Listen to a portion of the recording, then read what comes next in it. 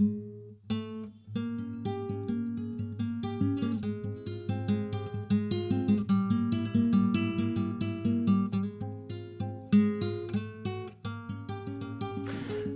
question du cadre juridique d'activité des religions, qu'elles exercent des activités strictement cultuelles ou sociales ou humanitaires ou éditoriales, doit conduire une réflexion d'ensemble et notamment une distinction de base entre les différentes catégories d'associations, les associations en général de la loi du 1er juillet 1901 et les associations de droit spécial que forment les associations de la loi de 1905.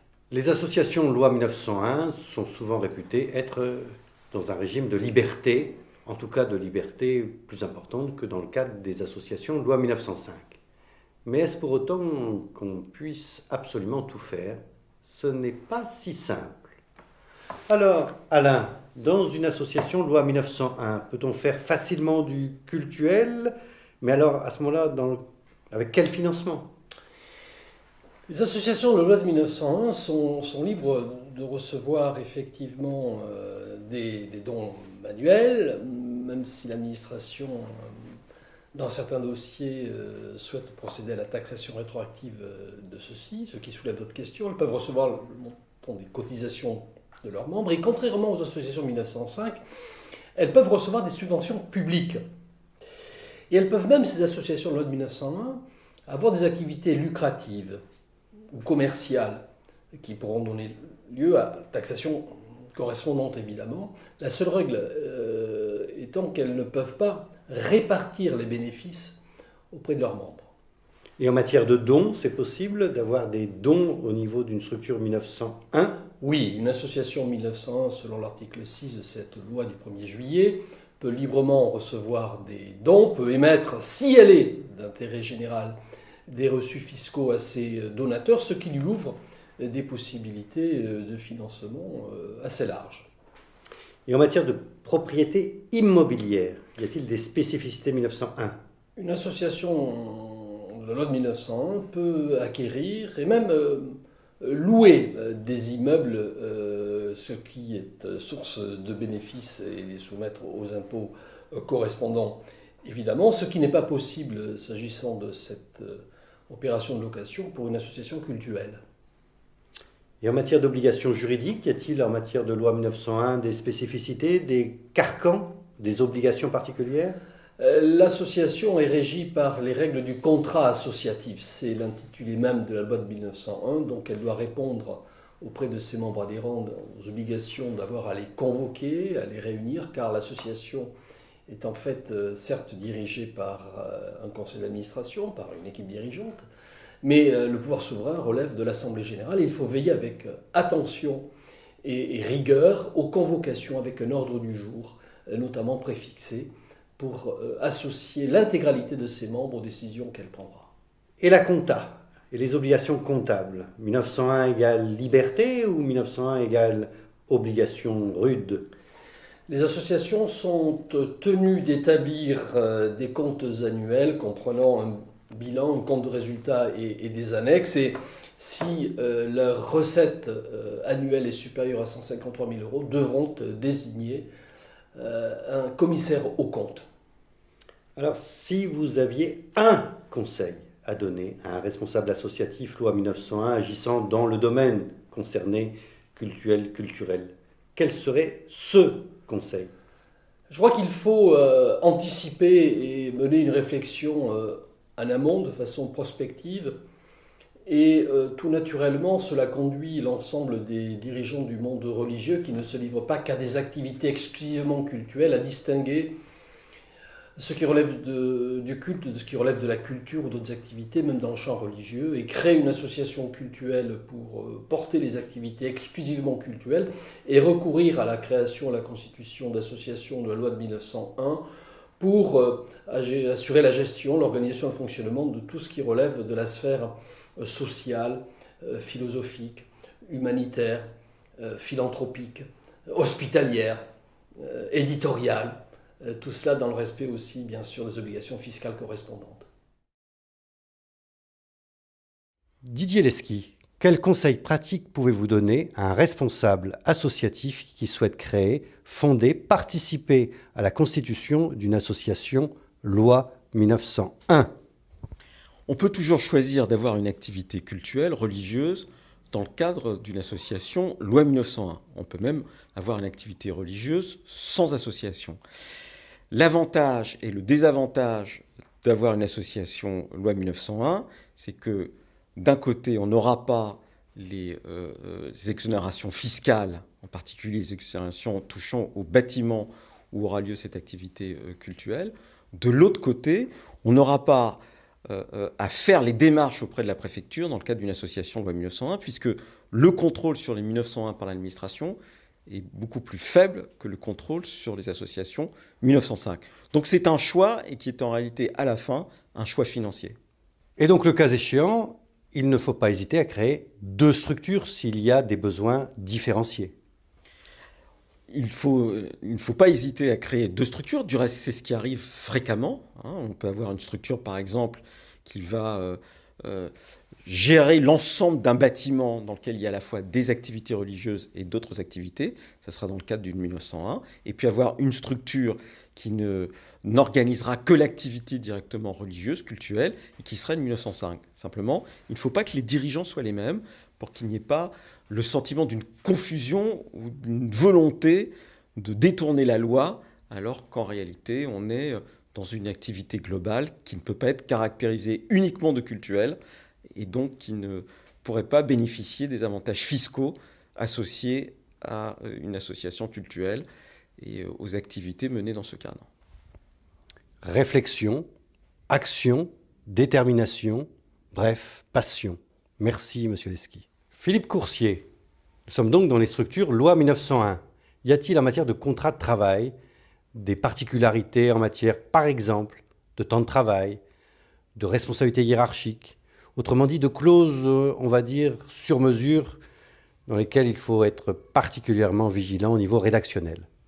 Alors je pense qu'il faudra être extrêmement vigilant à la rédaction du contrat de travail d'un personnel, quel qu'il soit d'ailleurs, de nature religieuse ou para-religieuse, dans le cadre d'une association la 1901. Nous l'avons dit à plusieurs reprises, l'association LOM 1901 n'a pas utilisé à des fins religieuses, n'aura pas un objet strictement cultuel. Et du même coup, eh bien, cela signifie obligatoirement qu'un certain nombre de ces personnels se livreront à des activités qui ne seront pas de nature cultuelle et qui devront donc naturellement opérer une certaine attraction vers le contrat de travail et les cotisations de sécurité sociale qui s'y attachent. Donc de ce point de vue-là, cela renvoie les responsables des associations à se pencher très méthodiquement sur les dispositions contractuelles, c'est-à-dire les termes du contrat de travail, mais également aussi le choix de l'employeur, car s'il doit y avoir plusieurs structures, il faudra savoir renvoyer chaque collaborateur ou chaque membre d'association ayant des activités, cultuelles ou non, paracultuelles ou non, à un employeur dans un premier temps, ou à, on va dire, un donneur d'ordre dans un second temps, et puis ensuite à différentes dispositions. Il y a une dernière difficulté que je voudrais évoquer ici, dans le temps très court qui nous est imparti, qui est celle de la rémunération, car dans les associations de type loi 1901, comme d'ailleurs souvent dans celle de 1905, il y a des rémunérations en nature. Très souvent, les personnels sont logés, les personnels sont nourris, les personnels également, quelquefois, perçoivent un pécule. Et donc, ce sont des éléments qui sont, de par les tribunaux, analysés très souvent en niveau de rémunération, qualifiés comme tels sur le plan juridique, et donc du même coup, il faudra être extrêmement vigilant à la rédaction de clauses qui feront état de ces éléments ou qui accompagneront leur qualification juridique et leur statut social, bien sûr, je pense une nouvelle fois aux cotisations de sécurité sociale. Avoir la paix avec la paye, oh, quel bel objectif. Merci Philippe Coursier. Ahmed Wali, vous êtes président en exercice de l'association qui gère le culte musulman Paris, rue de Tanger, Paris 19, mosquée en cours de construction, une des plus grandes constructions de mosquées en région parisienne depuis plusieurs années. Vous avez à la fois une association loi 1905 et une association loi 1901 pour le culturel. Alors, en pratique, comment faites-vous fonctionner les deux structures et qu'entendez-vous par cultuel dans la structure loi 1905 ? Donc effectivement, au sein de notre espace, nous organisons des activités cultuelles au sens de la loi de 1905, c'est-à-dire organisation des offices au sein de la mosquée, ainsi que la gestion du lieu de culte de la mosquée. Et nous avons également des activités religieuses, mais qui ne rentrent pas dans le cadre de la loi de 1905, qui définit les activités de culte de façon très précise. Nous avons donc d'autres activités religieuses ainsi que d'autres activités culturelles et sociales. Donc c'est pour cette raison que nous avons fait le choix de mettre en place 2 associations distinctes. Donc les 2 associations sont gérées par un système de gouvernance différent. Donc voilà. Et donc l'association cultuelle s'occupe de la gestion, je répète, de la gestion des offices ainsi que des grandes fêtes religieuses musulmanes. Et toutes les autres activités sont gérées dans le cadre de l'association 1901. Donc le culturel, la promotion spirituelle, les activités éducatives, ainsi que les activités sociales.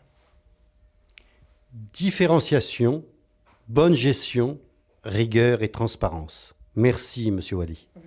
Aspects juridiques, aspects fiscaux, aspects sociaux, aspects comptables, des religions, quelle organisation? C'était le thème retenu pour nos entretiens, nos discussions. Eh bien, en matière d'organisation, évitons de nous poser de fausses problématiques. Le côté juridique, fiscal, social et comptable, comme signalé, fait partie d'un tout, nécessite encore une fois de regarder sur mesure, avec raison, avec prudence, avec sécurité.